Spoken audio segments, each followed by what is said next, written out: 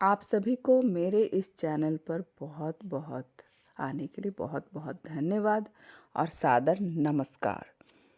आज हम पढ़ेंगे सूरदास का भ्रमर गीत सार, जिसमें सूरदास गोपियों और उद्धव के बीच हुई वार्तालाप का वर्णन करते हैं। जब उद्धव कृष्ण का संदेश लाते हैं और कहते हैं कि आप लोग कृष्ण की उपासना छोड़कर पर ब्रह्म की उपासना कीजिए, तब गोपियाँ उनसे वाद प्रतिवाद करती हैं और उसका उत्तर देते हुए कहती हैं कि गोकुल सबे गोपाल उपासी, गोकुल में सभी श्री कृष्ण के उपासक हैं। जोग अंग साधत जे उद्धव ते सब बसत इसपुर काशी, और जो योग करते हैं, 8 नियम करते हैं, वे सभी काशी के वासी हैं जो महादेव का उपासना करते हैं।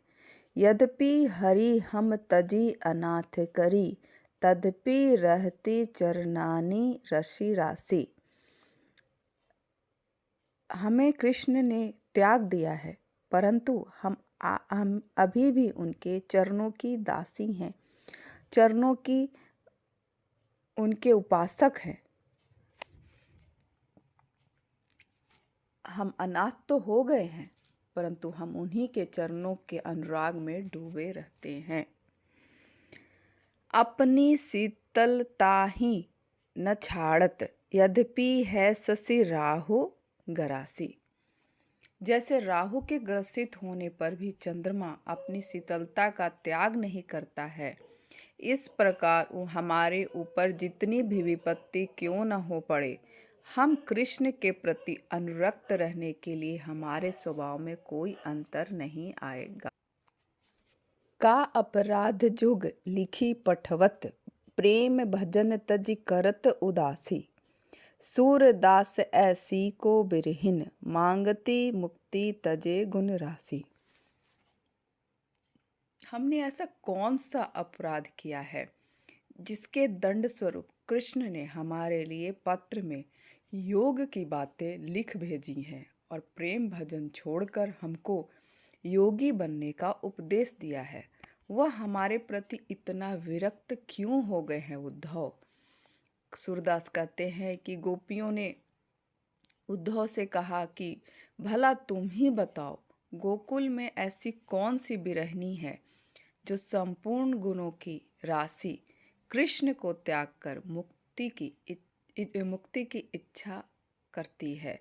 अर्थात यहाँ किसी को भी मुक्ति की अभीष्ट नहीं है। यहाँ पर गोपियों ने मुक्ति को त्याग कर दिया है और कृष्ण प्रेम को अपनाया है कि हमें मोक्ष नहीं चाहिए, हमें मुक्ति नहीं चाहिए, हमें तो कृष्ण चाहिए और हमें ये उपदेश नहीं दो, क्योंकि यह तो काशी के लिए है, हमारे ऊपर नहीं होता है। अब आगे बढ़ेंगे पद संख्या 22। पद संख्या 22 में गोपियाँ कहती हैं, जीवन मुँह चाही को नीको, दरस परस दिन रात करती है, कान्हा पियारे पीको। गोपियाँ जो है वो कुब्जा के प्रति ईर्ष्या व्यक्त करती हुई कहती हैं, कृष्ण के प्रिया होने के कारण कुब्जा का जीवन ही सफल है, परंतु हम कृष्ण को छोड़कर अन्य किसी से प्रेम भी नहीं कर सकते। कृष्ण के प्रेम छोड़कर योग अपनाना हमारे लिए वैसा ही है जैसे घी छोड़कर छाछ की इच्छा करना। यहाँ पर गोपियों ने कृष्ण के प्रति अपने अनन्य आसक्ति व्यक्त करते हुए एवं शगुन भक्ति की तुलना में निर्गुण को तुच्छ बताते हुए वह उद्धव से कहती है कि उस चहेती कुब्जा का ही जीवन धन्य है, क्योंकि वह दिन रात प्यारे कृष्ण प्रियतम का दर्शन एवं आलिंगन का सुख प्राप्त करती है। नयनी मूंदी मूंदी किन देखो बंधयो ज्ञान पोथी को। उद्धव, नेत्रों को मूंद कर भले ही ब्रह्मा को देखने का प्रयत्न करते रहो, परंतु ब्रह्म का सुख प्राप्त न होगा। केवल ध्यान लगाना कोरे पुस्तक ज्ञान के समान अव्यवहारिक है। आछे सुंदर श्याम मनोहर और जगत सब फीको। हमारे लिए तो केवल एकमात्र कृष्ण ही सुंदर और मनोहर हैं, क्योंकि उनके सामने हमें सारा संसार नीरस एवं आकर्षक अनाकर्षक यहाँ पे आकर्षक ही जान पड़ता है। अनाकर्षक मतलब वो आकर्षक नहीं है, नीरस जान पड़ता है। हे उद्धव, सुनो, हम ऐसे योगी को लेकर क्या करें जिसमें प्राण हानि का भय है। प्राण हानि का भय है मतलब इसमें हम सांस नहीं ले पाएंगे, तो बिना सांस के तो हमारा प्राण ही छूट जाएगा, और हम कृष्ण के बिना तो हम लोग की मृत्यु हो जाएगी। सूरदास कहते हैं कि जो घी खाने वाला है उसे खट्टा मट्ठा पसंद नहीं आता। जिस प्रकार शुद्ध घी खाने वाले व्यक्ति को खट्टा मीठा अच्छा नहीं लगता, इसी प्रकार कृष्ण के प्रेमामृत का पान करने वाली हम गोपियों को हमारे योग की नीरस बातें रुचकर नहीं लगती। अब आगे है पद संख्या 23। यहाँ पे उन्होंने उनको उद्धव जी को बहुत बुरा भला कहा और उनको कहा कि भाई आपने तो व्यापार करने आए हैं, आपो घोष से बड़ो व्यापारी, लादी खेप गुण ज्ञान जोग की, ब्रज में आए उतारी। गोपियाँ उद्धव पर व्यंग करते हुए कहती हैं कि आप हमारे अहिरों की बस्ती में एक बहुत बड़े व्यापारी आए हैं।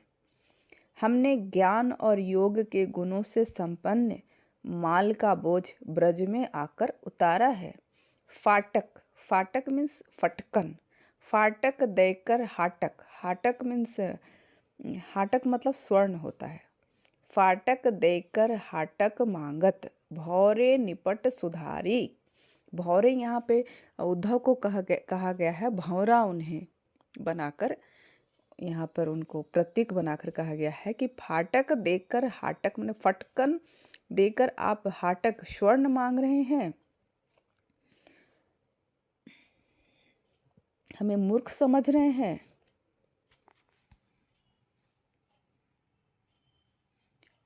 उस ज्ञान और योग के गुणों से संपन्न माल का बोझ ब्रज में लाकर उतारकर हमें बिल्कुल मूर्ख समझकर वह तुच्छ माल को यहाँ हमारे सर पर पटकना चाहते हैं।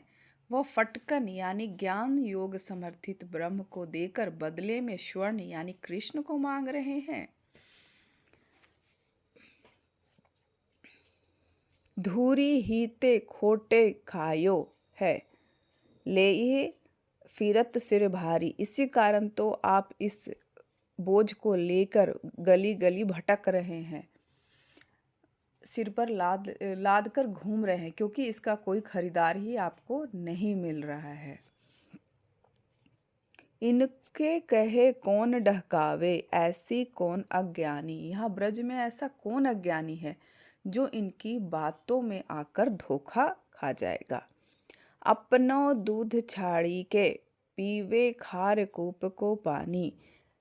यहाँ ब्रज में सबके घर दूध है, और कौन ऐसा मूर्ख है जो कुएं का खारा पानी पिएगा। उद्धव जाहूं सबार यहाँ तय, बेगी गरहूं जनी लावे। मुँह मांगयो पहियों सूरज, प्रभु साहूं आनी दिखायो। सूरदास कहते हैं कि गोपियाँ कहती हैं कि हे उद्धव, तुम यहाँ से जल्दी ही सवेरे चले जाओ, देर मत करो। यदि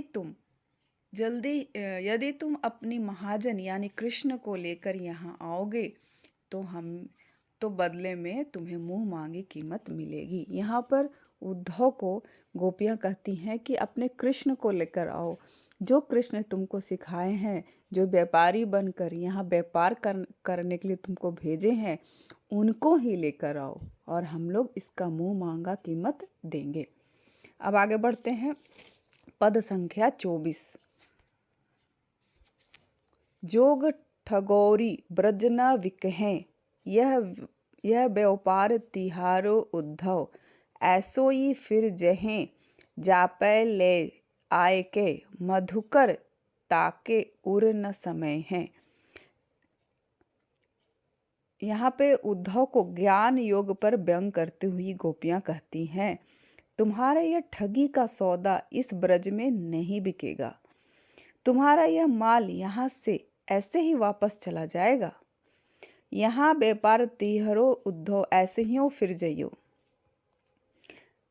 तुम जिसके लिए सामान लेकर आए हो उसके हृदय में यह सामान नहीं समाएगा, अर्थात यह सामान उसे पसंद नहीं आएगा। फिर आगे कहती हैं, दाख छोड़ी के कटुक निबोरी को अपने मुख खहें। दाख मतलब अंगूर को छोड़कर कौन ऐसा बेवकूफ़ है जो कटुक निबोरी को कौन खाएगा। निबोरी मूरी के पातन के कहना को मुक्ताहल देहे। कौन ऐसा बेवकूफ़ है जो मूली के पत्ते के लिए अपना मोती दे देगा। सूरदास प्रभु गुण ही छाड़ के निर्गुण निर्बहें। सूरदास कहते हैं कि गोपियाँ उद्धव से कहती हैं कि ऐसा कौन है जो संपूर्ण गुणों के भंडार कृष्ण को छोड़कर गुणहीन तुम्हारे ब्रह्म की साधना करेगा। अब हम आगे बढ़ते हैं। हम लोग पद संख्या 25। इसमें गोपियाँ ज्ञान योग के ऊपर व्यंग करती हुई आपस में कहती हैं, आए जोग सिखावन पाड़े, परमार्थी पुरातनी लादे, ज्यो बंजारे टांडे। हे सखी, पांडे जी यहाँ योग सिखाने आए हैं। यह परमार्थ की शिक्षा देने वाले पुराणों के बोझ को अपने सर पर उसी प्रकार लादे हुए घूम रहे हैं जैसे बंजारा अपने सर पर सामान लादे फिरता है। हमरी गतिपति कमल नयन की, जोग सीखेते राणे। राणे मीन्स विधवा।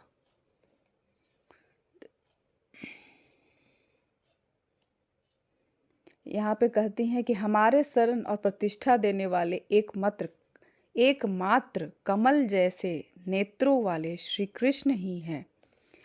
योग तो विधवा मतलब करेंगी, हमारे नाथ तो मौजूद हैं, हम सुहागन हैं, फिर हम योग क्यों करें। यहाँ पर विधवा कहा गया है कि जिसके कृष्ण नहीं है वो विधवा है, पर हम सुहागने हैं क्योंकि कृष्ण हमारे नाथ हैं। फिर आगे कहती हैं, कहो मधुप कैसे समाएंगे एक मयान दो खाड़े। यहाँ पर मधुप मतलब जो भंवरा कहा गया है उद्धव को, तो उनको संबोधित करते हुए, प्रतीक मानते हुए, संबोधित करते हुए कहते हैं कि कहो मधुप कैसे समाएंगे एक मयान में दो खाड़े। खाड़े मीन्स तलवार। एक मयान में दो तलवार कैसे समाएंगे। हमारे मन में तो पहले से ही कृष्ण हैं, फिर कैसे ब्रह्म उसमें आएंगे। कहूँ षष्ठपद वही भंवरा को कहा गया है यहाँ पर। कहूँ षष्ठपद कैसे खयतु है हाथिन के संग गाड़े, काकी भूख गई प्यारी भखी बिना दूध घृत माड़े।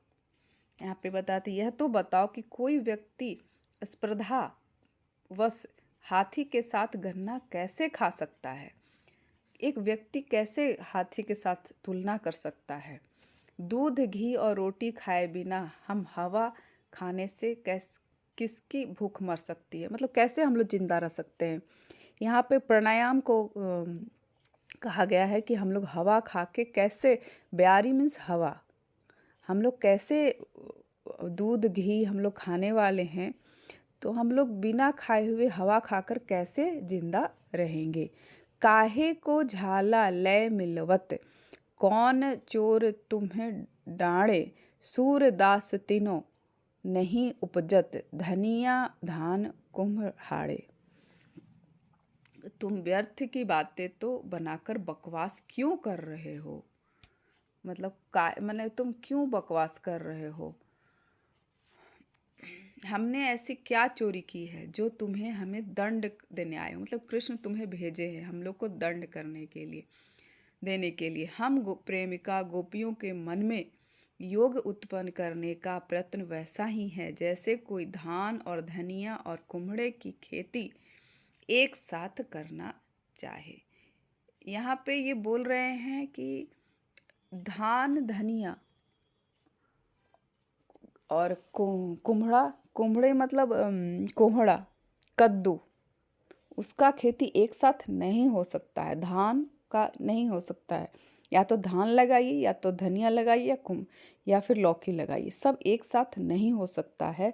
उसी प्रकार हम कृष्ण को अपना लिए हैं और कृष्ण को छोड़कर हम योग नहीं अपना सकते हैं। यहाँ पर जो गोपियाँ हैं बिल्कुल मना कर देती हैं उद्धव को ऐसा करने के लिए। तो मुझे ऐसा मतलब लग रहा है कि आप लोग को सब ये समझ में आ गया होगा। अगर आप चाहते हैं कि मैं आगे भी वीडियो बनाऊं तो आप लोग प्लीज़ करके मुझे मैसेज करें कि मैं आगे बनाऊं या नहीं। Thank you. और आप लोग को सभी के लिए नमस्कार, धन्यवाद।